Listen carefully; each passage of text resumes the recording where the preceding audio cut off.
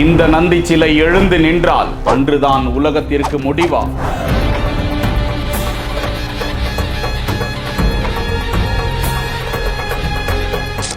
விஞ்ஞானபூர்வமாக இந்த நந்தி சிலை வளருவது உறுதிப்படுத்தப்பட்டிருக்கிறதா?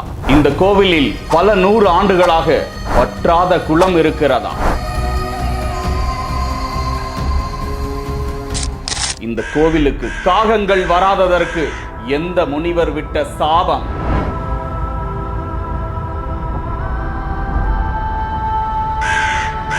ஆந்திர மாநிலம் கர்னூல் மாவட்டத்தில் அமைந்திருக்கிறது ஸ்ரீ யாகந்தி உமா மகேஸ்வரர் ஆலயம். இந்த ஆலயத்தில் கடுமையான தவம் இருந்த அகஸ்திய மாமுனிவர் அந்த ஸ்தலத்தில் பெருமாளுக்கு கோவில் கட்ட முடிவெடுத்து கட்டமைப்பை தொடங்கிய நிலையில் கருவறையில் அமைக்கப்பட்ட பெருமாளின் கட்டை விரல் உடைந்து போனதாம். இதனால் துயருற்றிருந்த அகஸ்திய மாமுனிவர் கடுமையான தவம் இருக்க அவரது கண் முன்பே சிவனே இறங்கி தோன்றினாராம். அவரிடம் பேசிய சிவபகவான், இந்த ஸ்தலம் கைலாயம் போன்ற ஸ்தலம், அதனால் பெருமாளுக்கு கட்டாதே, எனக்கு கட்டு என உத்தரவிட்டாராம். அதன் பின்பே அங்கு சிவனுக்கு பிரசித்தி பெற்ற ஸ்தலம் அமைக்கப்பட்டதாக தல வரலாறு கூறுகிறது.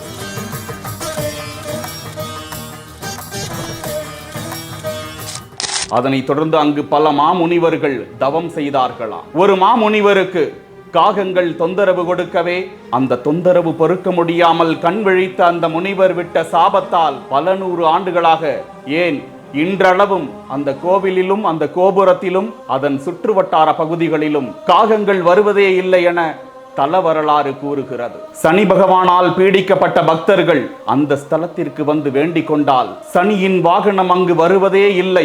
அந்த முனிவர் விட்ட சாபத்தால் சனி பகவானின் தொல்லையும் அந்த பக்தர்களுக்கு வருவது இல்லை என்றும் அந்த ஸ்தல வரலாறு கூறுகிறது. மேலும் பல 100 ஆண்டுகளாக அங்கு புஷ்கரணி குளம் என்ற ஒரு குளம் அமைந்திருக்கிறது. அந்த குளம் பல 100 ஆண்டுகளாக இன்றளவும் வற்றவும் இல்லை, அதிகரிக்கவும் இல்லை. அந்த குளத்திற்கு எங்கிருந்து தண்ணீர் வருகிறது என்பது, ஊற்று எடுக்கிறது என்ற ஆய்வு தகவல்களும் இல்லை.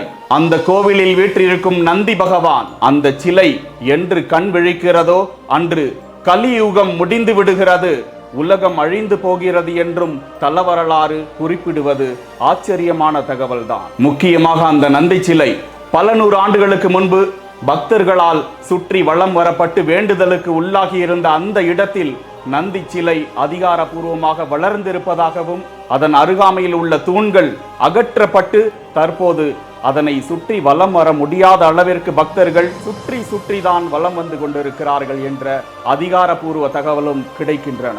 இது போன்ற சுவாரஸ்யமான தகவல்களுக்கு பிஹைண்ட் வுட்ஸ் உடன் இணைந்திருங்கள். நான் உங்கள் ரமேஷ்.